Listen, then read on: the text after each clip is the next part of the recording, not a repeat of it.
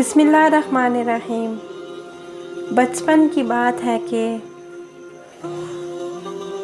ایک قریبی عزیز کے گھر سے زیور چوری ہو گیا۔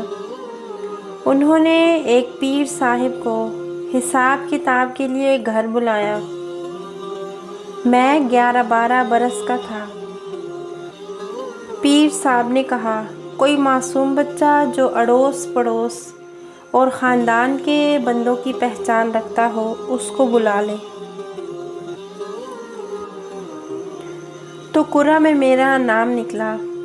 میں پیر صاحب کے سامنے حاضر ہوا، دو زانو ہو کے بیٹھ گیا۔ پیر صاحب نے اپنے سامنے رکھے ایک تشت جس میں ایک سٹیل کا گلاس، ایک پلیٹ میں کچھ گھی، کچھ کاغذ کے ٹکڑے، تعویذ وغیرہ رکھے تھے۔ ان پہ کچھ لمبا چوڑا عمل اور پڑھائی شروع کر دی۔ کمرے میں ہم دو ہی فرد تھے، لائٹ بند تھی، صرف کھڑکی سے روشنی آ رہی تھی۔ میں کچھ ڈرا ہوا بھی تھا، گمان تھا کہ شاید کوئی روح حاضر ہوگی اور ہمیں چور کے بارے میں بتائے گی۔ تقریباً 20 منٹ بڑبڑاہٹ کے انداز میں پڑھائی کے بعد پیر صاحب بآواز بلند کچھ پڑھنا شروع ہو گئے۔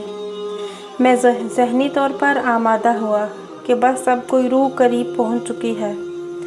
پیر صاحب نے پڑھائی روک کے سٹیل کے گلاس میں تقریباً 1 گھونٹ پانی ڈالا اور مجھے حکم دیا کہ اپنی نظر گلاس کے پانی پہ رکھنی ہے۔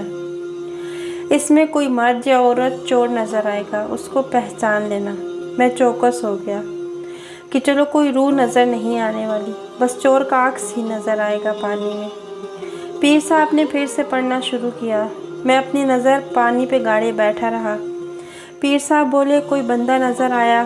مجھے تو کچھ نظر نہ آیا تھا۔ میں نے کہا نہیں۔ پیر صاحب نے پھر سے بغور نظر چمانے کا حکم دے کر کچھ پڑھا اور پوچھا، اب کون نظر آ رہا ہے پانی میں؟ میں نے کہا، کوئی نہیں۔ پیر صاحب تھوڑے جھنجھلائے اور پھر سے عمل شروع کیا۔ پھر پوچھا، بیٹا دیکھو، کوئی مرد ہے یا عورت؟ مجھے تو پانی میں سٹیل کے گلاس کا پیندا ہی نظر آ رہا تھا۔ میں نے کہا، کوئی نہیں ہے۔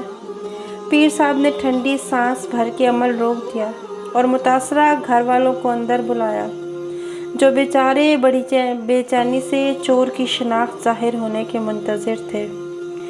ان کو اندر بلا کے پیر صاحب نے تاریخی جملہ ارشاد فرمایا کہ اے بچہ معصوم نہیں ہے،